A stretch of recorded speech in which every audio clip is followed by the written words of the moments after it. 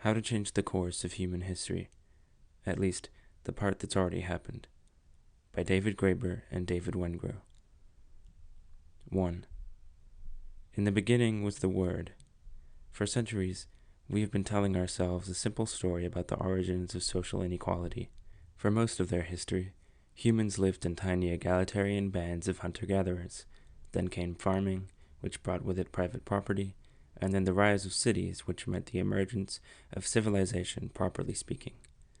Civilization meant many bad things: wars, taxes, bureaucracy, patriarchy, slavery, but also made possible written literature, science, philosophy, and most other great human achievements.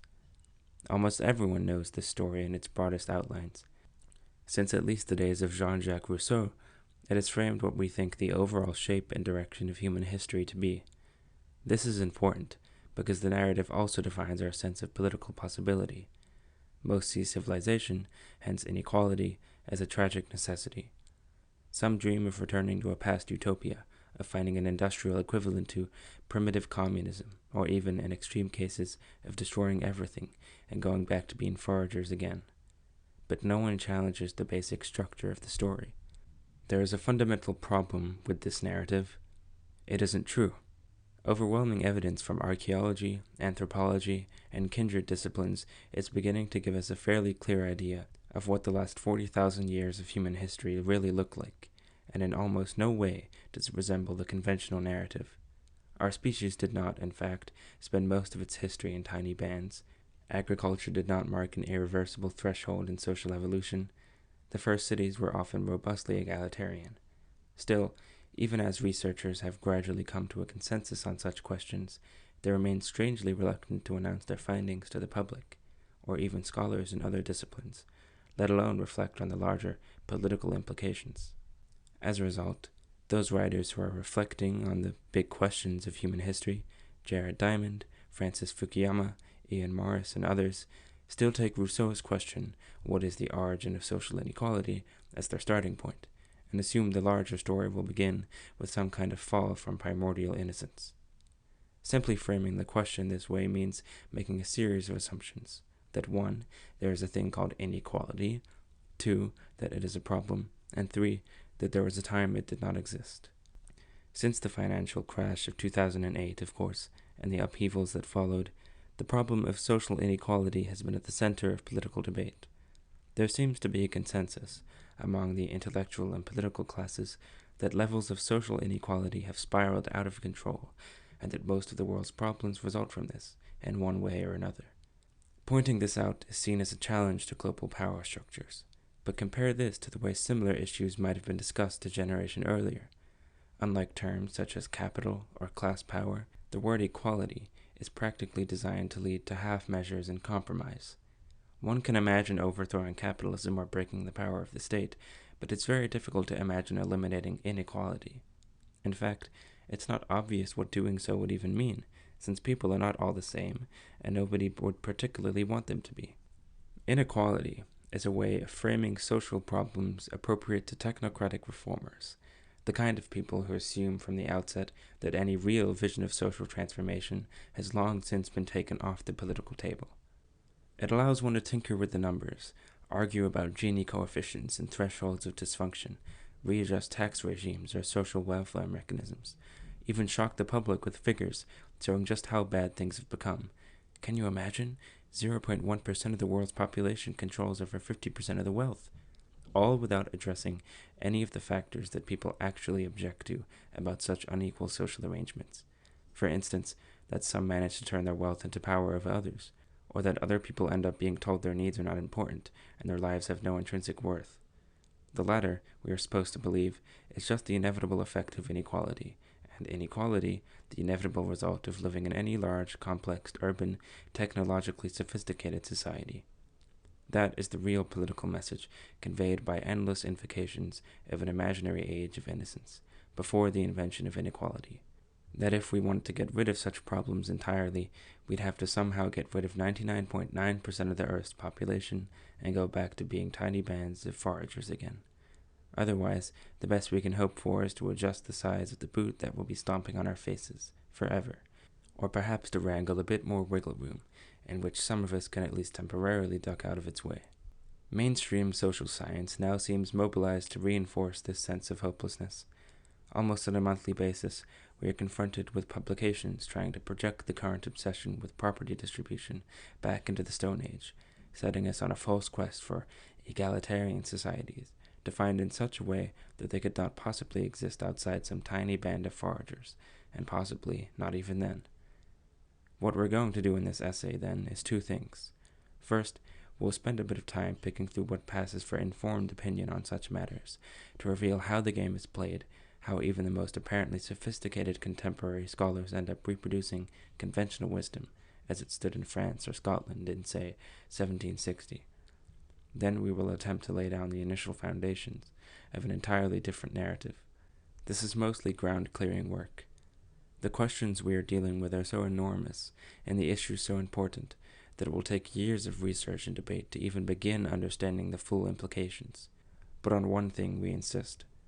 Abandoning the story of a fall from primordial innocence does not mean abandoning dreams of human emancipation. That is, of a society where no one can turn their rights into property into a means of enslaving others, and where no one can be told their lives and needs don't matter. To the contrary, human history becomes a far more interesting place, containing many more hopeful moments than we've been led to imagine, once we learn to throw off our conceptual shackles and perceive what's really there. 2. Contemporary authors on the origins of social inequality, or the eternal return of Jean-Jacques Rousseau. Let us begin by outlining received wisdom on the overall course of human history. It goes something a little like this. As the curtain goes up on human history, say roughly 200,000 years ago, with the appearance of anatomically modern Homo sapiens, we find our species living in small and mobile bands ranging from 20 to 40 individuals. They seek out optimal hunting and foraging territories, following herds, gathering nuts and berries. If resources become scarce, or social tensions arise, they respond by moving on and going someplace else. Life for these early humans, we can think of it as humanity's childhood, is full of dangers, but also possibilities. Material possessions are few, but the world is an unspoiled and inviting place. Most work only a few hours a day, and the small size of social groups allows them to maintain a kind of easygoing camaraderie, without formal structures of domination. Rousseau, writing in the 18th century, referred to this as the state of nature, but nowadays it is presumed to have encompassed most of our species' actual history. It is also assumed to be the only era in which humans managed to live in genuine societies of equals, without classes, castes, hereditary leaders, or centralized government. Alas, this happy state of affairs eventually had to end. Our conventional version of world history places this moment around 10,000 years ago, at the close of the last ice age. At this point, we find our imaginary human actors scattered across the world's continents, beginning to farm their own crops and raise their own herds. Whatever the local reasons, they are debated, the effects are momentous and basically the same everywhere. Territorial attachments and private ownership of property become important in ways previously unknown, and with them, sporadic feuds and war. Farming grants a surplus of food, which allows some to accumulate wealth and influence beyond their immediate kin group. Others use their freedom from the food quest to develop new skills, like the invention of more sophisticated weapons, tools, vehicles, and fortifications, or the pursuit of politics and organized religion. In consequence, these Neolithic farmers quickly get the measure of their hunter-gatherer neighbors, and set about eliminating or absorbing them into a new and superior, albeit less equal, way of life. To make matters more difficult still, or so the story goes, farming ensures a global rise in population levels. As people move into ever larger concentrations, our unwitting ancestors take another irreversible step to inequality, and around 6,000 years ago, cities appear, and our fate is sealed. With cities comes the need for centralized government. New classes of bureaucrats, priests, and warrior politicians install themselves in permanent office to keep order and ensure the smooth flow of supplies and public services. Women, having once enjoyed prominent roles in human affairs, are sequestered or imprisoned in harems. War captives are reduced to slaves. Full-blown inequality has arrived, and there is no getting rid of it. Still, The storytellers always assure us not everything about the rise of urban civilization is bad. Writing is invented, at first to keep state accounts, but this allows terrific advances to take place in science, technology, and the arts. At the price of innocence, we became our modern selves, and can now merely gaze with pity and jealousy at those few traditional or primitive societies that somehow missed the boat. This is the story that, as we say, forms the foundation of all contemporary debate on inequality.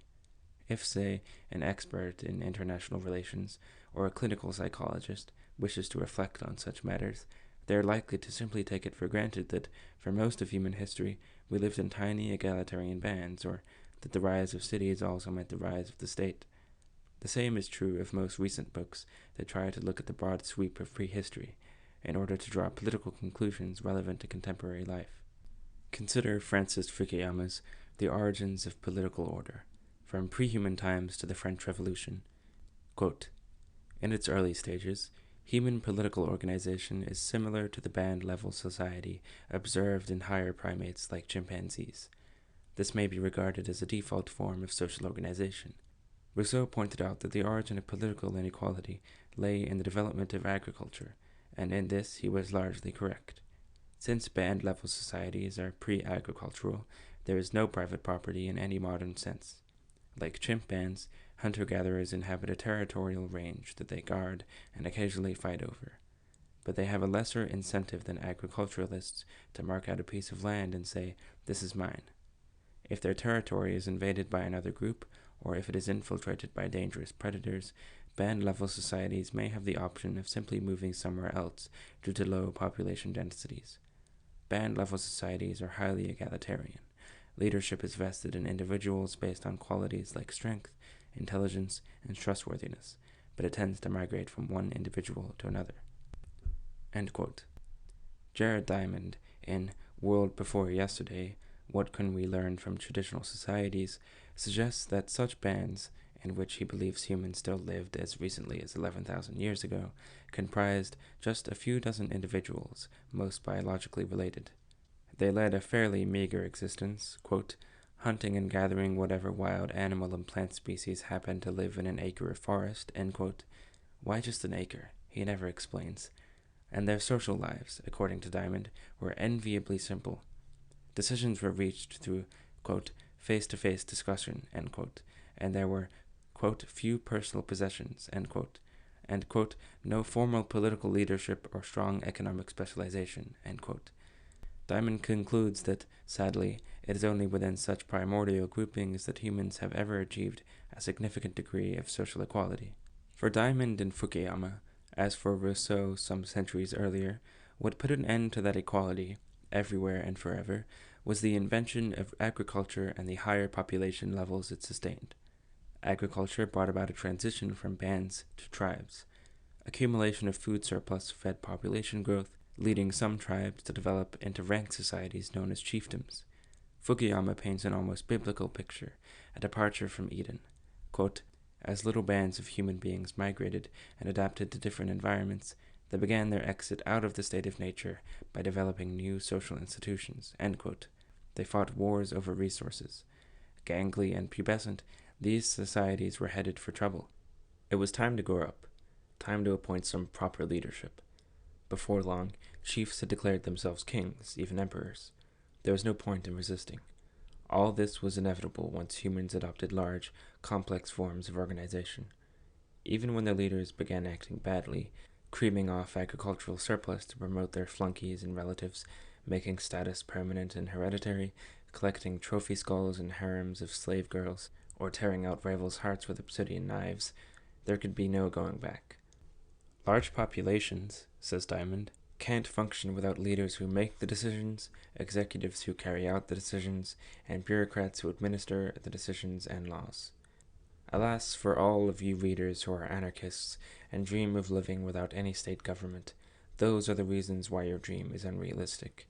You'll have to find some tiny band or tribe willing to accept you, where no one is a stranger and where kings, presidents, and bureaucrats are unnecessary. End quote. A dismal conclusion, not just for anarchists, but for anybody who ever wondered if there might be some viable alternative to the status quo. But the remarkable thing is that, despite this smug tone, such pronouncements are not actually based on any kind of scientific evidence. There is no reason to believe that small-scale groups are especially likely to be egalitarian, or that large ones must necessarily have kings, presidents, or bureaucracies. These are just prejudices stated as facts. In the case of Fukuyama and Diamond, one can at least note that they were never trained in the relevant disciplines. The first is a political scientist, the other has a PhD on the physiology of the gallbladder.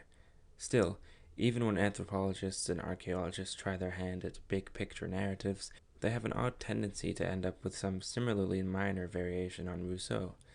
In The Creation of Inequality, How Our Prehistoric Ancestors Set the Stage for Monarchy, Slavery, and Empire, Ken Flannery and Joyce Marcus, two eminently qualified scholars, lay out some 500 pages of ethnographic and archaeological case studies to try and solve the puzzle. They admit our Ice Age forebears were not entirely unfamiliar with institutions of hierarchy and servitude, but insist they experienced these mainly in their dealings with the supernatural, ancestral spirits, and the like. The invention of farming, they propose, led to the emergence of demographically extended clans or descent groups, and as it did so, access to the spirits and the dead became a route to earthly power. How exactly is not made clear. According to Flannery and Marcus, the next major step on the road to inequality came when certain clansmen of unusual talent or renown, expert healers, warriors, and other overachievers, were granted the right to transmit status to their descendants, regardless of the latter's talents or abilities. That pretty much sowed the seeds, and meant from then on it was just a matter of time before the arrival of cities, monarchy, slavery, and empire. The curious thing about Flannery and Marcus's book is that only with the birth of states and empires do they really bring in any archaeological evidence. All the really key moments in their account of the curation of inequality rely instead on relatively recent descriptions of small-scale foragers, herders, and cultivators like the Hadza of the East African Rift or the Nambikawara of the Amazonian rainforest. Accounts of such traditional societies are treated as if they are windows into the Paleolithic or Neolithic past. The problem is that they are nothing of the kind.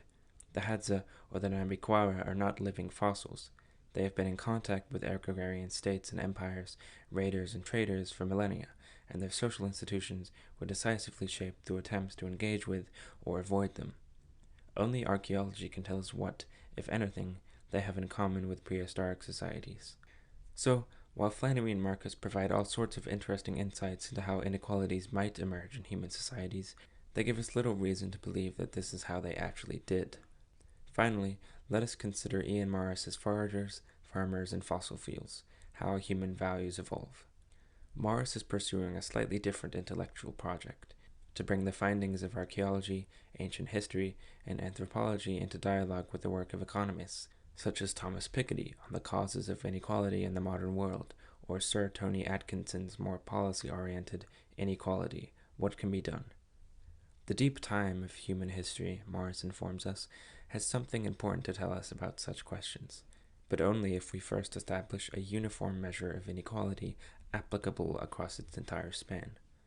This he achieves by translating the values of Ice Age hunter-gatherers and Neolithic farmers into terms familiar to modern-day economists, and then using those to establish Gini coefficients or formula inequality rates.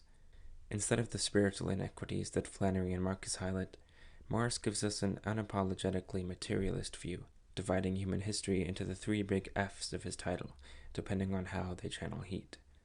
All societies, he suggests, have an optimal level of social inequality, a built-in spirit level, to use Pickett and Wilkinson's term, that is appropriate to their prevailing mode of energy extraction. In a 2015 piece for the New York Times, Morris actually gives us numbers, quantified primordial incomes in USD and fixed to 1990 currency values. He too assumes that hunter-gatherers of the last Ice Age lived mostly in tiny mobile bands. As a result, they consumed very little, the equivalent, he suggests, of about $1.1 a day.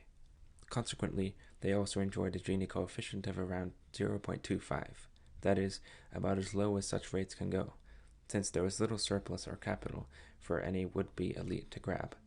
Agrarian societies, and for Morris this includes everything from the 9,000 euro Neolithic village of Catalhoyuk, were more populous and better off, with an average consumption of $1.50 to $2.20 a day per person, and a propensity to accumulate surpluses of wealth.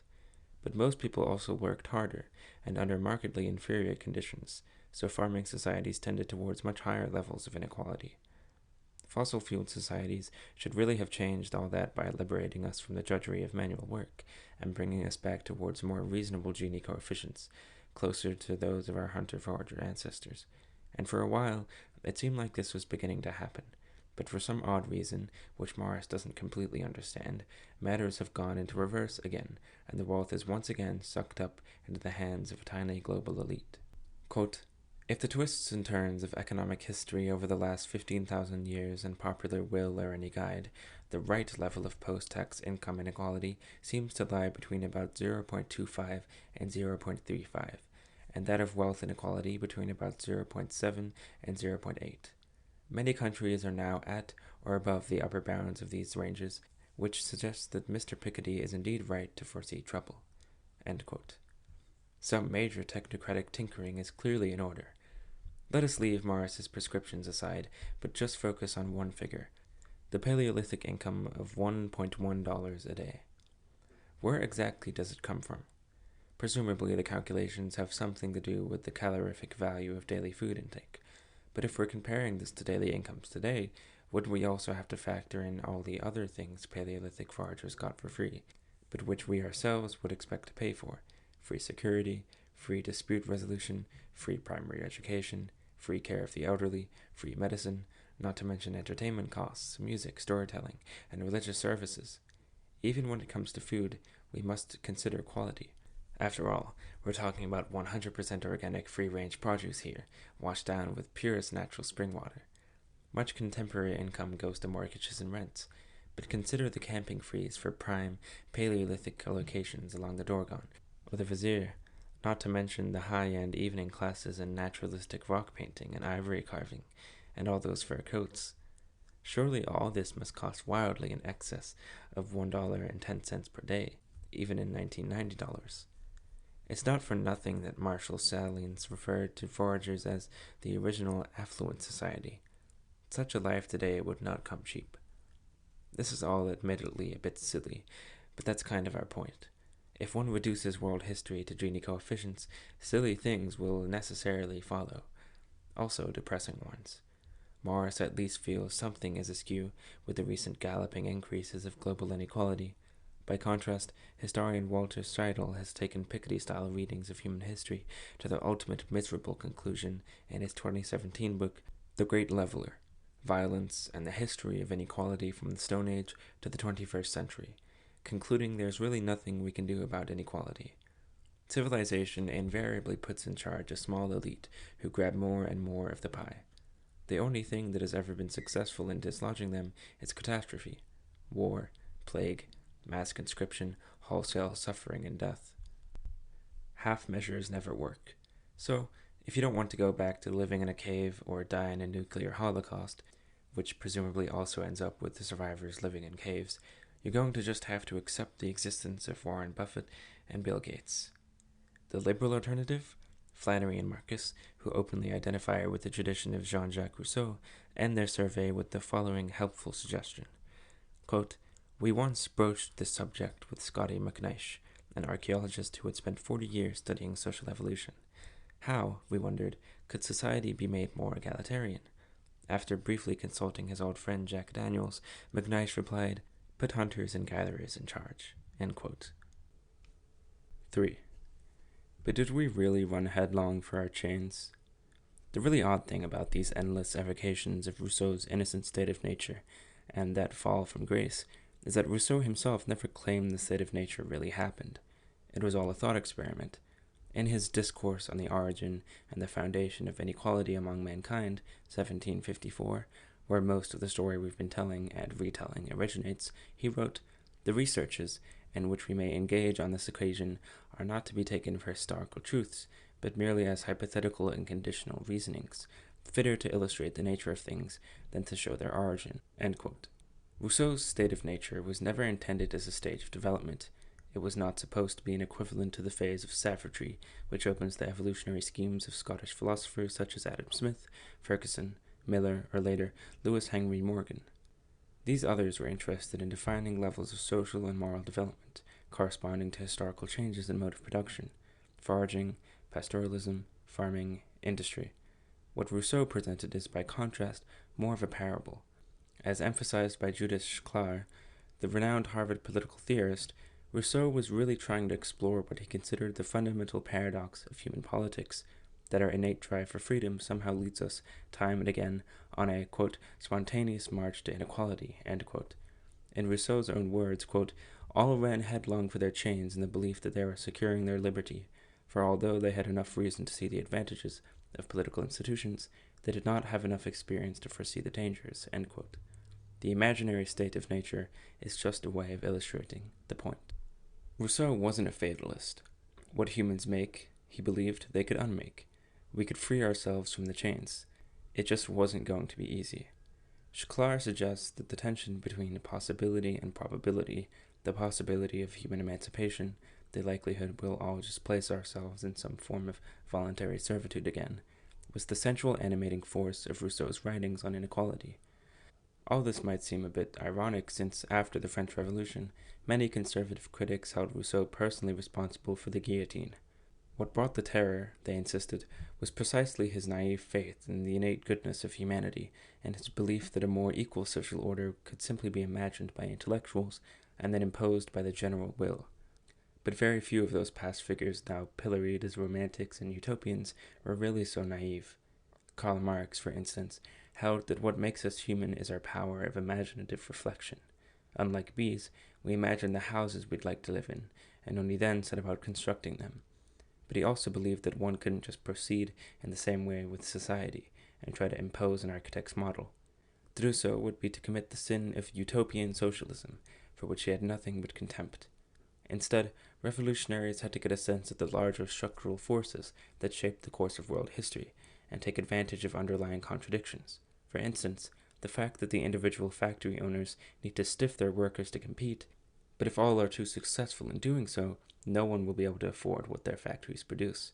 Yet, such is the power of 2,000 years of scripture, that even when hard-headed realists are talking about the vast sweep of human history, they fall back on some variation of the Garden of Eden, the fall from grace, usually, as in Genesis, owing to an unwise pursuit of knowledge, the possibility of future redemption.